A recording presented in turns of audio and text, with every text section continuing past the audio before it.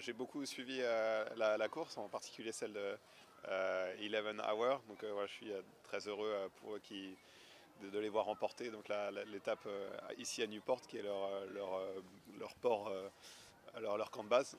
Je trouve qu'ils arrivent bien à gérer en fait la durée de la course. Voilà, le bateau est en parfait état, l'équipage, les équipiers sont en très bonne aussi forme.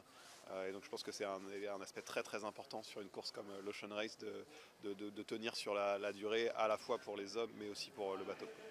Voilà, j'espère leur apporter justement une gestion un peu globale de l'étape, sur la gestion de l'énergie, sur l'énergie humaine, j'entends, le rythme aussi, savoir un peu jouer sur le rythme à donner en fonction des conditions qu'on rencontre à un moment donné, et surtout les conditions qui vont venir par la suite, voilà, pour pas dépenser de l'énergie en trop dans les moments où on sait que de toute façon la flotte va regrouper, et au contraire vraiment dépenser, d'être en sur-régime sur les moments où ça peut compter, où on peut faire un break.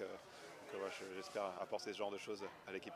La cinquième étape, c'est une étape un peu légendaire de l'Ocean Race, là, le retour vers l'Europe. Effectivement, c'est point double, et c'est même pas, il n'y a pas de porte, hein, où on prend la moitié des points comme sur la leg 3. C'est les points tout à la fin, donc voilà, il faut tout donner jusqu'à l'arrivée. Après, voilà, je pense qu'il y a une partie côtière de l'étape le long du Danemark, sur la côte est, et donc voilà, je pense qu'il faut réussir à donner énormément d'énergie sur la partie offshore, la partie large, mais peut-être quand même garder un petit peu d'énergie sous le pied pour cette dernière tronçon, parce qu'on pourrait, c'est une éventualité d'avoir un regroupement de la flotte sur ce dernier tronçon.